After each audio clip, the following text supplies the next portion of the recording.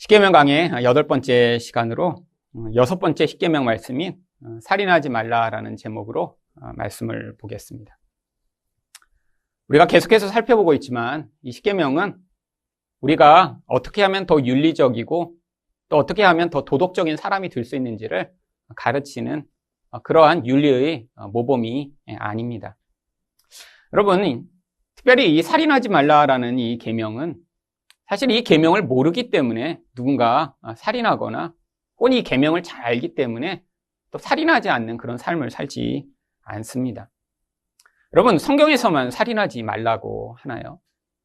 세상에서 가장 기본적인 교육을 받고 세상에 살고 있는 사람들도 이 살인하는 것이 얼마나 악한 일이고 또 사회와 사람들을 파괴하는 것인지 다 알고 있습니다. 만약에 사람을 죽인 사람한테 사람을 이렇게 죽이면 안 되는데 왜 죽였냐고 물어보면 아마 그들이 정말 사람을 죽이면 안 되는 거였어요? 몰랐다라고 하는 사람이 누가 있겠습니까? 그러면 우리들은 지금 이 계명을 잘 배웠기 때문에 지금 살인을 하지 않고 있는 것일까요? 사실은 그렇지도 않습니다. 그러면 도대체 이것을 안다고 살인을 안 하거나 이것을 모른다고 살인하는 어떤 삶의 변화가 전혀 없는데 왜 하나님은 이렇게 살인하지 말라라는 이런 계명을 주신 것일까요? 사실은 이 계명 안에도 영적이고 복음적인 의미가 담겨 있기 때문입니다. 물론 살인하지 말라라는 이 단어는 성경 전체에서 사람을 직접 죽였을 때 사용되고 있습니다. 특별히 이 라차흐라고 하는 히브리어는 무엇인가를 때려서 죽일 때 사용하는 단어인데 특별히 다른 사람을 이렇게 때려 죽이는 경우에 구약성경 전체에서 아주 자주 사용되고 있는 단어입니다. 그런데 누군가를 죽일 때 도대체 왜 죽이는 것일까요? 아니, 이 계명을 몰라서 죽이거나 계명을 알기 때문에 안 죽이는 것이 아니라 사람을 죽일 때는 분명히 그거에 대한 어떠한 동기가 있습니다. 인류 최초의 살인인 이 가인이 아벨을 살해한 이 사건을 보면 그 동기들을 우리는 찾아볼 수 있습니다. 창세기 4장 8절입니다. 가인이 그의 아우 아벨에게 말하고 그들이 들에 있을 때에 가인이 그의 아우 아벨을 쳐 죽이니라. 이 가인이 아벨을 죽인 이 사건은 아주 의도적인 살인이었습니다. 성경은 그의 아우 아벨에게 말했다라고 무슨 말을 했는지 기록하고 있지 않지만 대부분의 학자들은 가인이 아벨에게 들로 가자라고 이야기를 해서 바로 유괴해 살해했다라고 생각을 합니다. 그래서 이러한 생략된 부분에 대해 NIV 성경은 아예 번역으로 이 가운데 들로 나가자라고 Let's go out to the field라는 아예 번역을 이 안에 집어넣어 성경을 번역하고 있죠. 그런데 왜 이렇게 은밀한 것으로 이 동생을 데려다가 죽인 것일까요? 그 원인이 되는 말씀이 창세기 4장 4절과 5절에 나옵니다. 아벨은 자기도 양의 첫 새끼와 그 기름으로 드렸더니 여호와께서 아벨과 그의 제물은 받으셨으나 가인과 그의 제물은 받지 아니하신지라. 가인이 몹시 분하여 안색이 변하니. 여러분, 지금 가인의 마음이 심각하게 문제가 생긴 상황입니다. 물론 성경에는 이 가인이 지금 분노했다라고 하는 이 가인의 마음 가운데 이 분노라는 한 가지 감정만 이 가운데 밝히고 있지만 우리는 이 상황을 통해 이 가인의 마음 가운데 있는 이 부정적 감정들이 어떻게 표출되고 있는지 충분히 유추할 수 있습니다. 하나님이 동생의 제사만 받으셨어요. 근데 내 제사는 받지 않으십니다. 이때 이 가인이 느꼈을 만한 감정이 무엇일까요? 바로 질투라고 하는 감정이죠. 여러분, 지금 이 가인은 이 질투라는 감정에 아주 심각하게 사로잡힌 상태입니다. 근데 왜 사람이 질투하나요? 내가 받고 싶은 것, 내가 가지고 싶은 것을 내가 아니라 다른 사람이 갖거나 받게 될 때 그때 인간은 질투하죠. 특별히 이 가인은 자신이 이렇게 하나님께 드리는 제사를 하나님이 당연하게 받으실 것이라고 추측했을 것입니다. 아니, 내가 당연히 받아야 할 그런 대우를 받지 않고 다른 사람이 그렇게 내가 받아야 할 것을 때 바로 그때 이런 질투라는 감정이 나타나게 되죠. 또 이 가인은 분노했습니다. 여러분, 사람은 언제 분노하나요? 내가 원하는 것이 이루어지지 않을 때 분노합니다. 지금 이 가인은 바로 인정이라고 하는 것을 원했는데 그게 자기 마음대로 주어지지 않은 것이죠. 그때 지금 이 가인은 심각한 분노에 사로잡히게 됩니다. 여러분, 그 결과로 또 이 가인은 어떤 마음을 갖게 되었을까요? 바로 동생에 대한 미움이라고 하는 감정을 갖게 되었죠. 바로 어떤 대상이 있는데 내가 원하는 것을 누군가 갖고 그 대상 때문에 내가 원하는 것을 얻지 못했다라고 생각할 때 그 다른 대상에 대해서 이렇게 미워하는 것이 아주 당연한 것이죠. 바로 이 가인의 마음 가운데에서 튀어나오고 있는 이 질투, 분노, 미움. 여러분, 감정적으로 우리도 자주 경험하는 그런 감정입니다. 여러분, 얼마나 자주 남을 질투하거나 부러워하시나요? 또 얼마나 자주 화가 나는 경우가 많이 있나요? 또 어떤 사람에 대해 이렇게 미워하고 관계가 틀어지는 경우가 얼마나 많이 있나요? 여러분, 근데 누구를 질투하거나 미워한다고 해서, 아니 어떤 사람 때문에 화난다고 해서 이렇게 가인처럼 사람을 죽이시나요? 아니, 우리는 그 분노라는 감정, 질투라는 감정, 미움이라는 감정을 경험하지만 사실 그것이 이렇게 살해라고 하는 감정까지 나아가지 않습니다. 바로 이런 감정을 경험하는 것 자체는 이게 바로 우리가 하나님이 아니라는 사실을 보여주는 증거입니다. 여러분, 우리가 하나님이라면 이런 부정적 감정을 경험할 일이 없죠. 아니, 세상에 내가 원하는 대로 다 되는데 왜 화나겠어요? 그러니까 하나님의 능력과 그런 힘이 있다면 이렇게 분노하지 않을 거예요. 아니, 내가 하나님이랑 온전하다면 나보다 더 어떤 인정과 사랑과 내가 원하는 무엇인가를 가졌다고 이렇게 마음이 요동하며 뒤틀려 누구를 미워하고 질투할까요? 결국 우리는 내가 원하는 것이 좌절되고 내 마음대로 되지 않기 때문에 이런 모든 부정적 감정을 경험하죠. 그런데 이 감정보다 더 무서운 것이 이런 부정적 감정들을 만드는 영적 원인인 것입니다. 여러분, 그 영적 원인을 하나님은 무엇이라고 말씀하시나요? 창세기 4장 7절입니다. 선을 행하지 아니하면 죄가 문에 엎드려 있느니라. 죄가 너를 원하나 너는 죄를 다스릴지니라. 바로 하나님의 선을 받아들이지 못하는 이 선악과를 따먹은 인간의 영적 죄악이 결국 이 가인처럼 내가 원하는 것이 되지 않을 때 그것이 분노와 미움과 질투로 표현되게 만드는 이런 무서운 근원인 것이죠. 가인은 지금 자기가 원하는 선이 있었어요. 내가 원하는 선이 무엇인가요? 동생보다 나는 잘났어요. 그러니까 내가 반드시 인정받아야 돼요. 하나님에게도 분명히 내 재물이 용납받아야 돼요. 아니, 동생은 용납받지 못하는 게 너무 당연할 수도 있어요. 아니, 이 이름 자체에서 동생은 별것 아닌 존재입니다. 여러분, 이 아벨이라고 하는 이름의 뜻을 알고 계신가요? 아벨은 공허라는 뜻이에요. 사실은 아무것도 아닌 존재죠. 그런데 그 아무것도 아닌 존재의 재물은 하나님 받으시고 자기처럼 굉장히 잘난 존재라고 스스로 생각하고 있는데 자기 재물을 받지 않으시자 내가 생각하는 나의 선이 좌절되는 순간 분노하기 시작한 것입니다. 여러분, 이게 바로 영적 죄악의 근원이에요. 우리가 경험하는 모든 부정적 감정들의 근원 안에 내가 내 스스로 선이라고 생각하고 하나님의 선을 거부하며 바로 내가 원하는 나의 선을 이루어 내가 하나님인 것처럼 되려고 하는 그 무서운 죄악이 그 근원 안에 존재하는 것입니다. 여러분, 이 땅에서 여러분이 경험하는 모든 부정적 감정들이 바로 여기에 다 뿌리를 두고 있어요. 여러분이 마음이 요동하고 여러분 마음이 분노하며 불안한 그 모든 근원에 뭐가 있나요?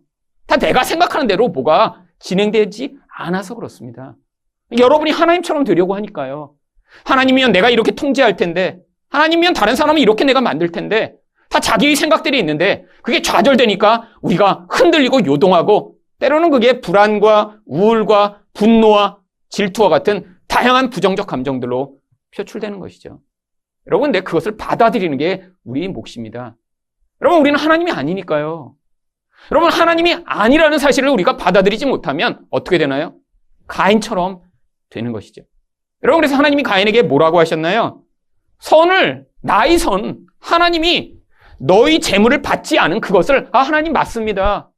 아니, 제가 이렇게 열심을 부렸지만 하나님이 저를 받아들이시지 않는군요. 저는 그런 자에 불과하네요. 이 재물로 가지고도 제가 인정받고 하나님께도 칭찬받고 싶었는데 하나님이 이걸 받아들이시지 아니하니 제가 그것을 받아들이겠습니다라고 하는 그 겸손한 자리에 섰어야 하는데 이 가인은 하나님의 선을 거부했습니다. 그랬더니 무슨 일이 벌어진대요? 죄가 문에 엎드려 있대요. 여러분, 죄라는 것이 어떻게 문에 엎드릴 수 있나요?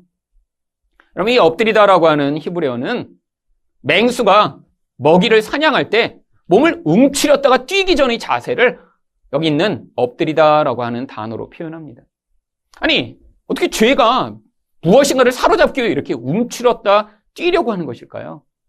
성경이 얘기하는 이 죄는 바로 이 인간의 무서운 하나님 되고자 하는 죄악을 통해 인간을 지배하려고 하는 마귀를 비유하고 있는 것이죠.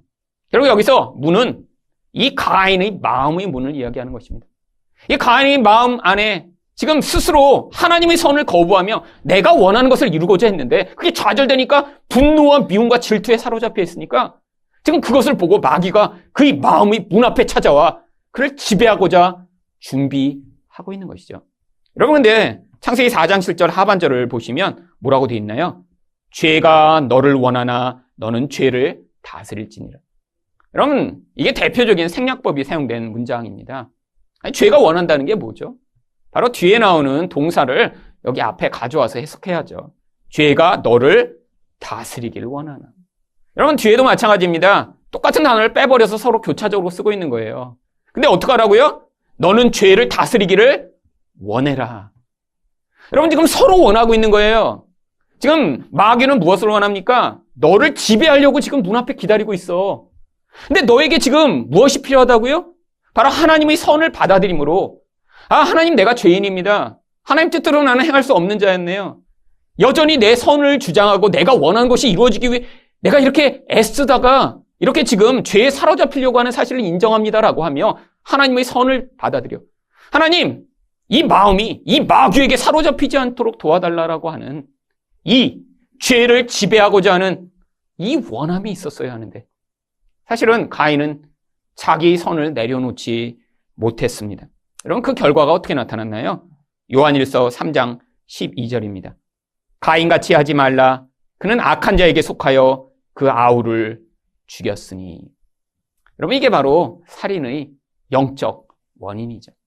여러분, 누군가에 대해 분노했다고 다 누군가를 죽이지 않습니다. 물론 죽이고 싶은 마음은 갖죠. 그런데 하나님의 선을 받아들이지 못하고 결국 내가 하나님인 것처럼 끝까지 교만하게 행동하던 결국 그 마음이 마귀에게 사로잡혀 마귀가 시키는 대로 살아가는 인생을 살게 되는 게 바로 인생이라고 하는 것이죠.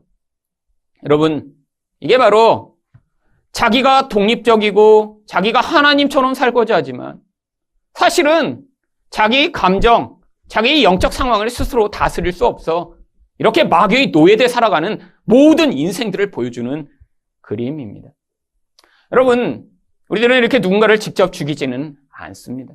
근데 얼마나 다른 방식으로 이런 살인과 같은 그러한 비슷한 행위들을 하고 있나요? 물론 세상은 점점 이런 살인도 이제는 자기들의 욕망과 집단적 이기심을 위해 허용하는 세상이 되었죠.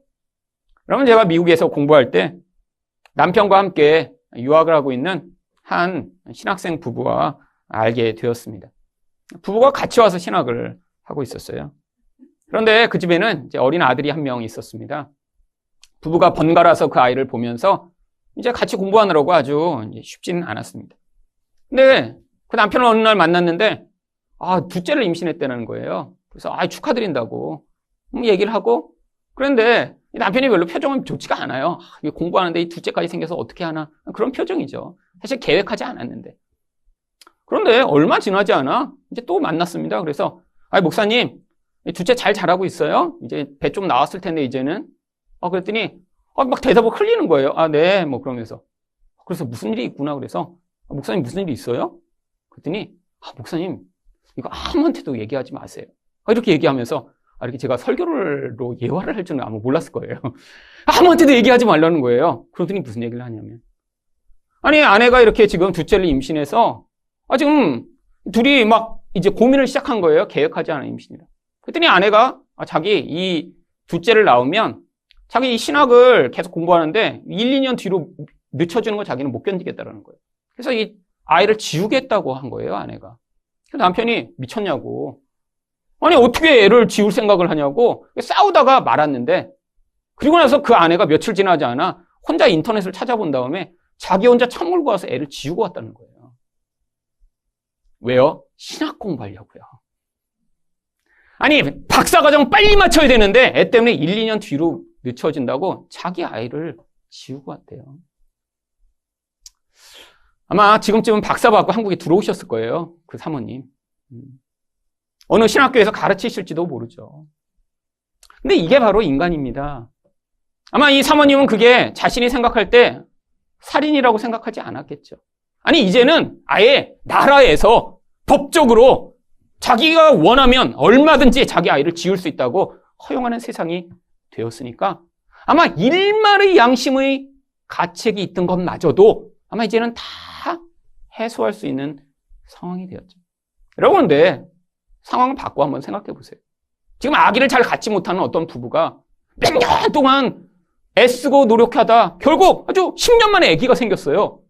그런데 어떤 사람이 와서 배를 딱 쳐갖고 그 배 안에서 애가 죽었다고 생각해 보세요. 그러면 여러분 어떻게 생각하시겠어요? 여러분 이걸 살인이라고 생각하지 않을까요?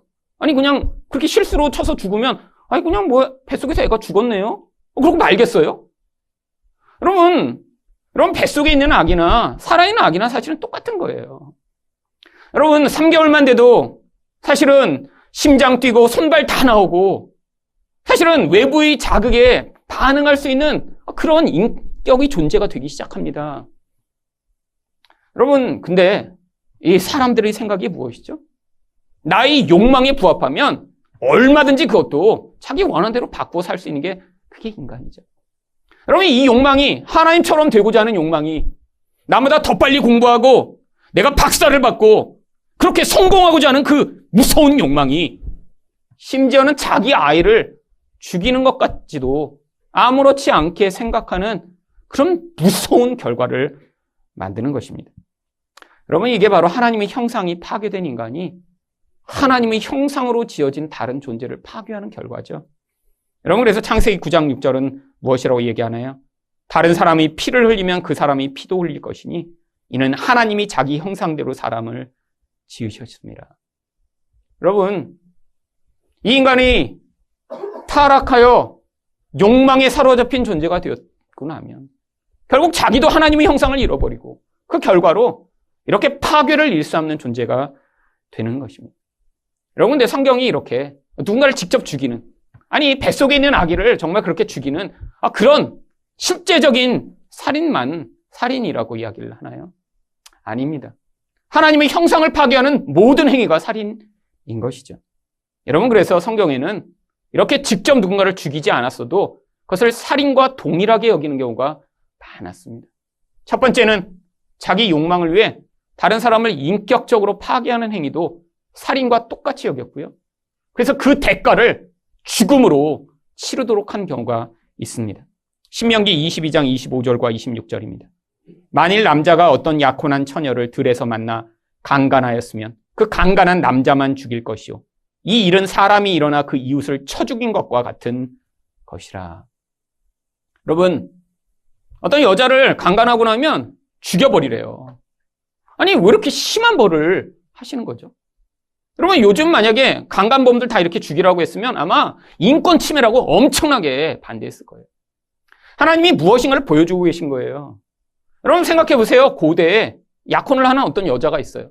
근데 들을 지나가다가 어떤 남자의 욕정에 의해 강간을 당했다고 생각해 보세요. 동네에 다 알려졌습니다. 그럼 그 여자가 이제 살 수 있을까요? 여러분 살아있지만 아마 죽은 것처럼 살 거예요.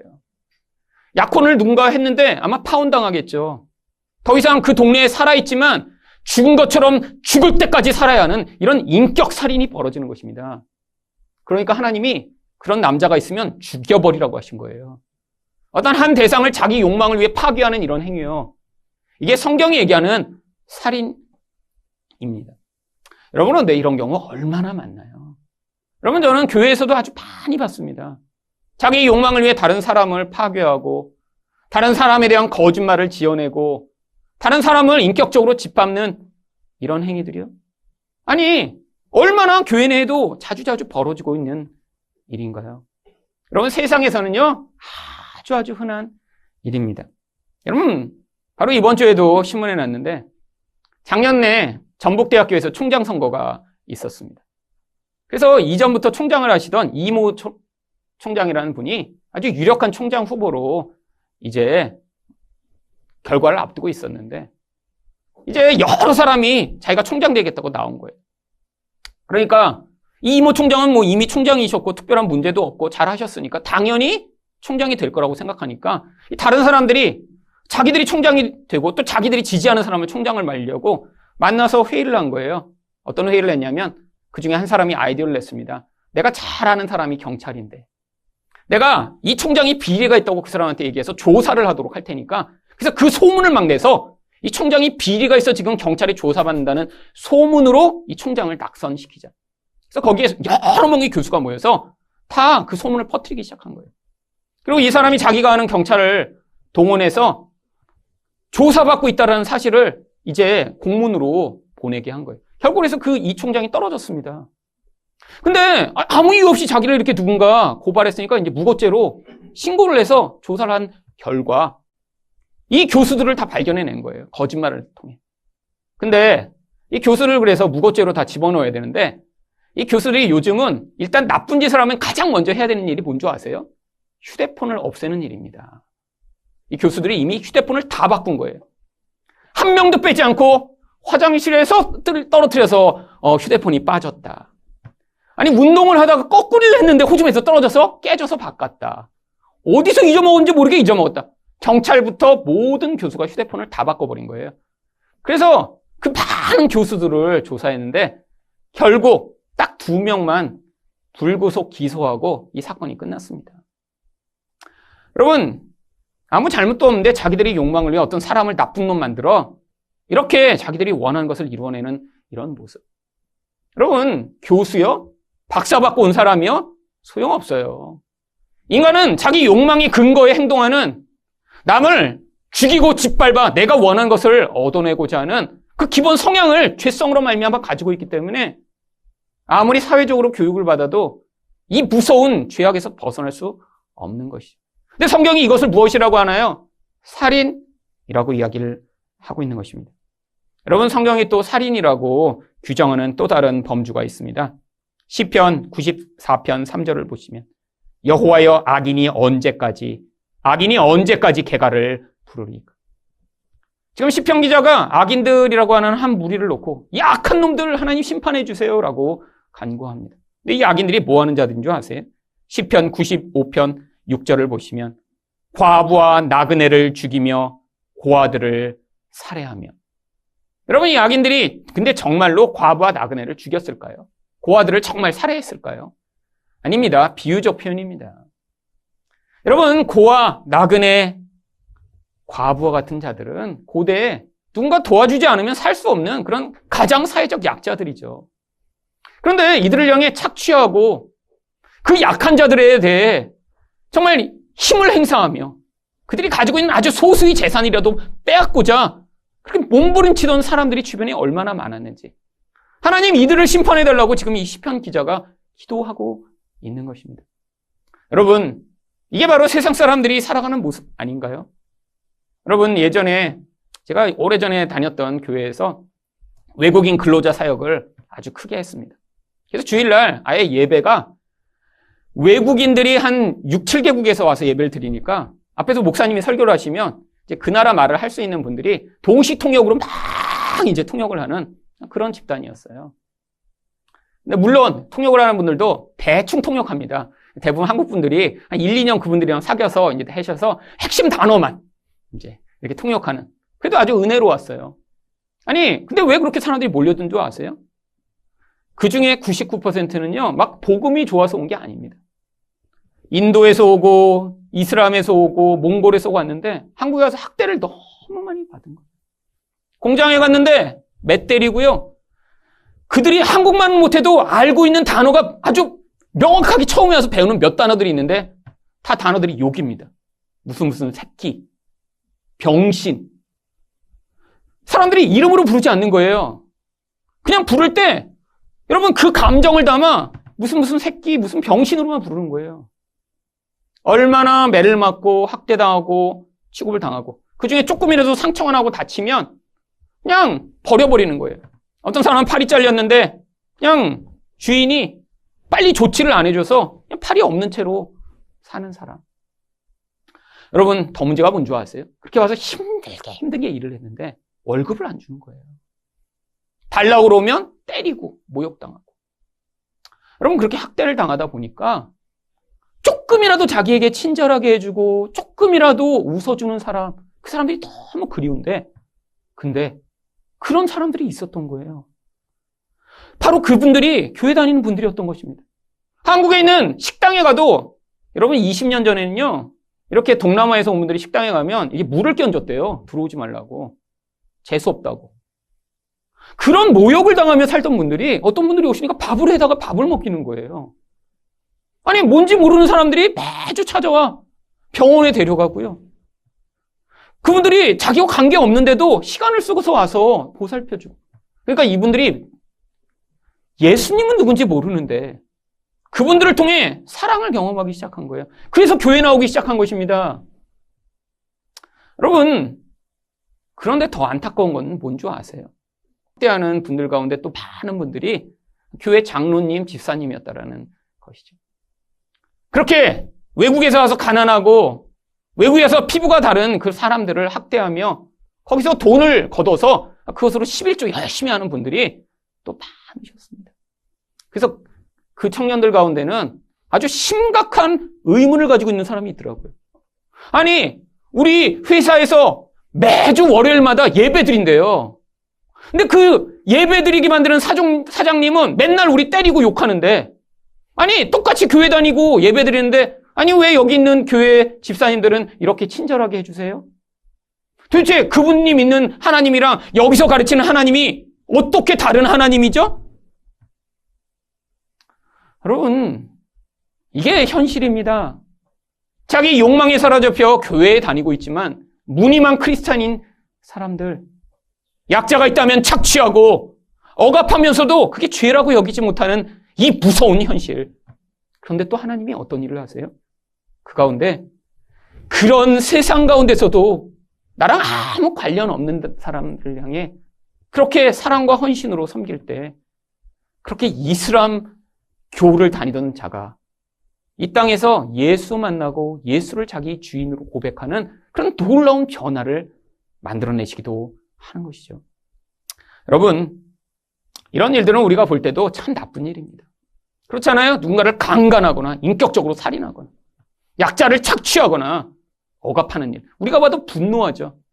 여러분, 그런데 영적으로는요, 더 무서운 살인이 있습니다. 바로 그 살인을 호세아 6장 9절은 이렇게 얘기합니다. 강도 때가 사람을 기다린 같이 제사장의 무리가 세겜길에서 살인하니 그들이 사악을 행하였느니라. 여러분, 북이스라엘이라고 하는 나라는 사실 여러 중요한 도시가 있었는데 그 중에 가장 중요한 도시 중에 하나가 바로 세겜이라고 하는 도시입니다. 이 세겜은 구약 성경에서 종교적으로도 아주 번성한 곳이었고요. 또 정치적으로도 아주 중요한 곳이라 사람들이 많이 모였어요. 근데 그렇게 사람들이 많이 모이니까 무슨 일이 벌어진 줄 아세요? 거기에서 종교 이런 지도자 역할을 하는 제사장들이 사람들을 우상 숭배의 길로 인도하기 시작한 것입니다. 성경이 그것을 뭐라고 그래요? 살인한다라고 이야기를 하죠. 어떤 우상 숭배의 길로 인도했나요? 바로 다음 절인 호세아 6장 10절입니다. 내가 이스라엘 집에서 가증한 일을 보았느니 거기서 에브라임은 음행하였고 이스라엘은 더럽혀졌느니라. 여러분, 영적 음행의 길로 목회자들이 인도하고 있는 거예요. 여러분, 이게 살인이라는 것입니다. 진리의 길로 인도하지 않고 사람들이 우상 숭배에 빠져 있는데 그거 괜찮은 거예요라고 이야기하는 것. 그래서 자기도 사람들에게 좋은 얘기해주고 사람들이 불편하지 않게 만들면서 그래서 자기의 명예와 자기 부여도 취하는 이 행위, 이걸 성경이 살인이라고 얘기하는 거예요. 여러분, 이 시대가 그렇지 않나요? 사람들이 듣기 좋은 얘기해주면서 잘 될 거라고, 조금 더 열심히 내면 하나님이 도와주실 거라고, 인간의 무서운 죄에 대해서는 바라보지 못하게 만들고, 결국 그 죄가 인생들을 다 파괴하고 있는데도 그냥 사람들이 마치 부처를 믿나, 아니 알라를 믿나, 예수를 믿나 전혀 다르지 않게 그냥 그 인생을 살아가도록 만드는 이 시대의 이런 가짜 가르침들이요. 여러분, 지난주에 어떤 큰 교회 다니는 장로님을 만났습니다. 이름만 대면 알만한 아주 큰 교회예요. 여러분, 그렇게 큰 교회에서 장로님 되시는 거 쉽지 않죠. 그 교회에 30년 넘게 다니셨대요. 그래서 그렇게 큰 교회에서 아주 충성하시고 애써서 장로님이 되신 거예요. 그런데 이제 뭐 저만 만난 게 아니라 다른 사람들이 만나서 장로님이 다른 분한테 이제 명함을 꺼내려고 하는데 지갑에서 명함을 꺼내다가 종이 하나가 툭 떨어진 거예요. 그런데 갑자기 저는 무슨 종인지 몰랐는데 이렇게 이제 뒷면으로 접혀 있는데 앞에 있는 딴 사람이 딱 보더니 이분은 교회 안 다니는 분이었거든요. 그때 보니 로또 사셨네요? 딱 그러는 거예요. 근데 이렇게 보니까 장로님이 당황해서 툭 하더니 그거 넣으셨어요. 그러면서 장로님이 뭐라고 하셨냐면 이거 로또 당선돼서 큰 교회 지으려고요. 이렇게 얘기하시더라고요. 여러분, 이 로또로 교회 지을 거면 우리 교인들은 지금 매주 100장씩 사셨어야 돼요. 지난 3년간. 근데 왜 우리는 로또 안 샀죠? 여러분, 이 장로님 지금 겉으로는 교회 짓겠다고 얘기하고 계시지만 뭐 하고 계신 거예요? 우상 숭배하고 계신 거죠. 아니, 자기가 열심히 노력하고 애쓰는 수준으로 지금 하나님이 보상을 주고 계시지 않은 것 같은 거예요. 그러니까 지금 뭐 하고 계신 거예요? 은밀하게 지금 로또를 사서 계속 지갑에 넣고 계신 거예요. 매주 아마 가슴에 품고 기도하시겠죠. 하나님, 이거 당선되게 해주시면 큰 교회 짓겠습니다. 큰 교회. 여러분, 근데 더 문제가 뭔 줄 아세요? 여러분, 그렇게 큰 교회 장로님이 되신 그분이 아니 그 로또를 매주 사서 품고 있는데 그 교회 목사님이 그때까지 한 번도 그게 우상숭배라고 가르치지 않은 게 더 문제인 것입니다. 아니, 어떻게 그 일이 우상숭배가 아니라고 생각하고 그 교회 장로가 돼서 그렇게 지금 수십 년을 다니셨는데 그 일을 하면서도 아무런 생각이 없으실까요? 물론 여기서 아직도 로또를 사시는 분이 있을지도 모릅니다. 제가 1년에 한두 번만 얘기하니까요. 하지만 기본 기조가 있잖아요. 저희 교회는. 그러니까 아마 로또를 사시더라도 잘 감추셔야 돼요. 그래서 집에다가 땅 파고 묻어놓으시거나 그래서 들키지 않게 잘 감추세요. 근데 이 교회 앞으로 5년, 10년 계속 다니셨는데도 계속 로또를 사고 계시다면 지금 심각한 것입니다. 여러분, 지금 제가 가르치는 이 본질과 진리의 말씀은 우리가 내게 허락하신 그 하나님의 은혜의 수준을 넘어 내가 욕망을 부리고 그것으로 남보다 더 나은 존재, 더 부자, 더 풍요한 자로 만들려는 이 모든 우상숭배를 회개하며 하나님 앞에 온전히 나와 정말로 겸손하고 낮아진 자리에 서는 것이 하나님의 구원이며 은혜라고 가르치고 있는데 여러분, 제 설교를 계속 듣는 분이 30년을 이 교회 다니시고 장로가 되셨는데 그때 로또를 사서 매주 그렇게 넣고 계시다면 제가 잘못한 거죠. 여기에서 20대, 30대의 청년이 와서 교회를 30년 다닌 후에 그래서 나중에 이 교회의 지도자가 됐는데 그때도 매주 로또를 사서 넣고 하다가 제 앞에서 걸려요? 그럼 제가 목을 딸 거예요. 그냥 같이 죽자고. 뭐 한 거예요? 전 30년 동안. 아니 30년을 이렇게 목 터지라고 설교하고 아무도 안 변했으면 그럼 저는 헛짓한 거 아니에요. 헛짓. 여러분, 로또를 사시더라도 정말 깊이 감추시길 바랍니다. 아마 저랑 굉장히 이제 불편한 관계가 될 것 같아요. 그러면. 물론 아직 신앙이 약하셔서 아직도 그런 구원의 길을 바라고 계시다면 여러분, 괜찮아요. 하지만 5년, 10년 후에는 바뀌셔야죠. 하나님이 여러분에게 주신 그 은혜 안에 머물며 내가 이 땅에서 이렇게 남처럼 부자는 아니지만 하나님이 내가 예수 만나게 하셨고 이 무서운 죄악에서 나를 구원하셨구나라는 그 감동과 은혜 가운데 사시는 여러분이 되신 그것이 축복 아닌가요? 예수 믿으면서도 여전히 하나님처럼 되고 싶어. 남처럼 부자 되고 싶고 남처럼 좋은 차 타고 싶고 그래서 하나님이 안 주시니까 로또라도 당선되고자 하는 그런 무서운 열망에 사로잡혀 있다면 이게 바로 잘못 지도자를 만나 결국 그 악으로 영혼이 살해당하고 있는 현장인 것이죠. 여러분, 저희 교인들은 로또 절대 안 되기를 제가 앞으로 열심히 기도할 것입니다. 여러분이 만약에 로또가 되신다면 여러분 아마 그때부터 여러분의 영혼은 지옥과 멸망의 길로 치달아갈 거예요. 우리 하나님은 그런 분이 아니세요. 성경 전체에서 하나님은 자기가 가진 것을 내어놓으면서도 남을 사랑하는 그 사랑의 경지로 이끄시는 분이 우리 하나님이지, 이 땅에서 그렇게 로또 수준으로 우리를 부자 되게 만들어 하나님처럼 살게 만들려는 그런 분이 우리 하나님 아니세요. 여러분이 그런 하나님을 기대하셨다면 여러분은 지금 하나님을 잘못 믿고 잘못 알고 계신 것입니다. 여러분, 사실 이 말씀의 계명에 의하면 그러면 우리는 다 살인자 아닌가요? 여러분, 우리 욕망을 위해 남 파괴하지 않나요? 인격적으로? 여러분, 약한 사람이 있으면 우리 얼마든지 짓밟을 수 있는 게 우리들 아닌가요? 여러분, 우리도 사실은 우상숭배하고 있지 않나요? 여러분, 교회 목사님들이 그렇게 나쁘게 가르쳐서만 다 우상숭배하나요? 아니에요. 사람들이 그걸 원하기 때문에 목사님들이 그 얘기 해주는 거예요, 솔직히. 여러분, 복음만 얘기하면 사람들 싫어합니다. 여러분, 저처럼 맨날 죄 얘기하고 인간의 본질에 대해 얘기하고 예수만 믿으라고 하면 사람들 싫어해요. 여러분, 진짜 사랑은 우리 같이 그 생명의 길로 가는 게 그게 사랑이죠. 그래서 여러분들, 예수 안에서 자유와 은혜 누리는 그 삶, 우리 같이 누리게 되는 그 자리, 그 불만족, 그 공허로부터 자유케 되는 그 자리. 여러분, 그런데 이 구약에서 이 살인하지 말라는 이 계명이 그러면 신약에 와서 더 약해졌나요? 아니요. 훨씬 더 높아집니다. 마태복음 5장 21절과 22절입니다.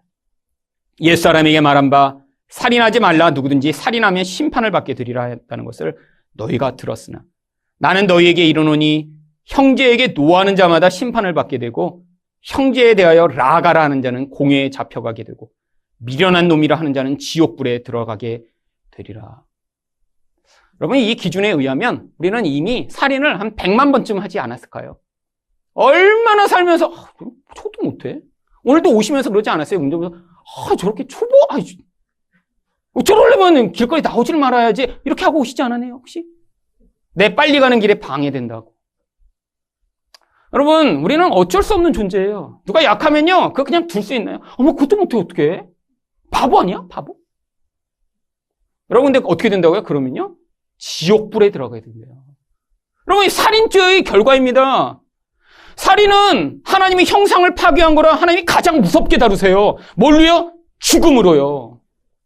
여러분, 그래서 우리 인생 가운데 결국 우리는 어떤 결국을 받게 되어 있나요? 결국 살인의 대가인 민수기 35장 16절입니다. 만일 철연장으로 사람을 쳐 죽이면 그는 살인자니 그 살인자를 반드시 죽일 것이요. 그러면 살인의 대가는 반드시 죽음입니다. 반드시. 근데 왜 하나님이 이런 명령을 주셨죠? 너희 다 죽는다고 알려주시려고요? 네, 맞습니다. 우리에게 살인하지 말라라고 명령하셨는데 우리는 다 죽을 자임을 가르쳐 주시기 위해서 이 율법을 주신 거예요. 여러분, 이 율법 보고 열어놓으면은 나는 살인하지 않았는데 아무 생각 없으셨어요? 아니요, 성경이 진짜 의미를 파고들면 우리는 다 살인자고 그래서 다 죽을 수밖에 없는 자들입니다. 이게 바로 율법이 주어진 목적이죠. 그래서 갈라디아서 3장 24절이 무엇이라고 얘기하나요? 이같이 율법이 우리를 그리스도께로 인도하는 초등교사가 되어 우리로 하여금 믿음으로 말미암아 의롭다함을 얻게 하려 함이라. 여러분, 이 율법이 초등교사예요. 유치원 아이들 손잡고 진짜 가야 될 길로 인도해주고 있는 거예요. 그 가야 될 길이 어디예요? 내가 죄인이구나. 나는 그래서 정말 죽음밖에 내가 받을 수밖에 없는 자이구나라는 사실을 깨닫도록요. 여러분, 그래서 여러분 다 사형 언도를 받으셨다고 생각해 보세요. 살 길이 근데 없어요. 근데 하나님이 우리에게 살 길을 주셨습니다. 이미 수없이 사람들을 찔렀어요. 마음으로 찔렀죠. 말로 찔렀죠. 여러분, 얼마나 많이 화내셨나요? 여러분이 아마 누군가에게 화내고 분노한 거 다 카운트를 하셨으면 아마 숫자를 세지 못할 거예요. 특히 여러분 자녀한테 많이 하셨죠? 그리고 여러분 밑에 있는 사람들한테 많이 하셨잖아요. 여러분, 근데 그 모든 행위가 다 살인이라는 거예요. 근데 어떻게 하셨어요? 이거 깨달으라고요. 우리가 얼마나 죄인인지 알려고요. 하나님, 저는 살인자와 똑같은 자입니다. 하나님 눈앞에 이 사실을 깨달은 자에게 하나님 뭘 주세요? 예수를 우리가 피할 길로 주신 거예요. 내가 죽었어야 할 그 십자가에 그래서 예수를 달려 죽게 하신 것입니다. 그래서 나에게 살 길을 지금 주신 거예요. 여러분, 살인하지 말라라는 이 계명, 바로 우리가 예수 바라보게 주신 말씀인 것입니다. 여러분, 그래서 로마서 5장 8절이 무엇이라고 하나요? 우리가 아직 죄인 되었을 때 그리스도께서 우리를 위하여 죽으심으로 하나님께서 우리에 대한 자기 사랑을 확증하셨습니다. 여러분, 이 복음의 본질이 무엇인가요? 하나님이 여러분이 예뻐서, 뭔가를 잘해서, 교회 열심히 나오셔서, 11조 하시고 충성하셔서 여러분을 용서하시고 사랑하신 게 아니에요. 우리가 다 살인마인데, 근데 우리를 사랑하시고 우리를 위해 자기 아들을 죽이신 것입니다. 여러분, 이 복음의 본질 안에 서지 못하면 우리는 자꾸 어떻게 될까요? 또 내가 하나님이 되고자, 내가 생각하는 기준으로 내가 잘 그 기준을 지키고 있으니까 마치 자신이 괜찮은 존재인 양 착각하겠죠. 여러분, 여러분이 어떤 일을 잘해서 하나님이 여러분을 사랑하시지 않습니다. 아니, 여러분이 어떤 일을 못했다고 이제는 하나님이 여러분에 대한 하나님의 사랑을 멈추지 않으세요. 여러분이 어떤 일을 하거나 하지 않거나 관계없이 하나님이 여러분을 향한 사랑을 여전히 예수 그리스도 안에서 주고 계신 거예요. 이 사실을 믿으셔야 됩니다. 여러분, 그런데 이런 사랑을 받았는데 근데 우리에게 아무 변화가 없을 수 있나요? 여러분 한번 생각해 보세요. 여러분이 정말 누군가를 죽이셨어요. 그래서 사형 언도가 내려졌는데 그런데 여러분에게 그 사형 언도가 취소됐다고 생각해 보세요. 근데 그냥이 아니라 여러분을 위해 누군가 대신 죽어서 그래서 여러분에게 그 죄가가 사라졌다고 생각해 보세요. 여러분, 이 은혜를 받은 자들이 어떤 반응을 해야 하나요? 바로 요한복음 15장 13절과 14절입니다. 사람이 친구를 위하여 자기 목숨을 버리면 이보다 더 큰 사랑이 없나니 너희는 내가 명하는 대로 행하면 곧 나의 친구라. 여러분, 예수가 나를 위해 바치신 그 친구를 향한 온전한 사랑, 아니 죄인을 향해 죽으신 그 사랑을 받은 자들의 인생에선 그래서 반드시 이제는 사랑이 나타나야 합니다. 그래서 요한일서 3장 16절은 이 똑같은 말씀을 이렇게 표현합니다. 그가 우리를 위하여 목숨을 버리셨나니 우리가 이로써 사랑을 알고 우리도 형제들을 위하여 목숨을 버리는 것이 마땅하니라. 여러분, 우리는 어쩔 수 없이 우리 옛사람이 끊임없이 이 죄의 유혹에 넘어가게 만들어 지금도 이렇게 남을 판단하고 정죄하고 미워하고 분노하며 살아가는 존재이지만 우리 안에서 하나님, 내가 그래서 죽을 수밖에 없는 존재네요. 이 자아를 죽이시고 내 안에서 예수의 생명과 사랑과 은혜를 받은 자가 드러나게 하셔서 하나님, 내가 이 땅을 살아갈 때 이렇게 살인자처럼 살지 아니하고 예수 닮은 자로 살아갈 수 있도록 은혜를 달라라고 여러분이 간구하실 때 하나님이 여러분 안에서 그 옛사람을 죽이시고 예수 그리스도와 같은 사랑의 모습을 드러내심으로 우리가 더 이상 살인자처럼 살지 아니하고 하나님의 사랑과 은혜를 드러내는 자가 되도록 만들어 주실 것입니다. 바로 이런 사랑하는 삶을 열망하는 여러분 되시기를 축원드립니다.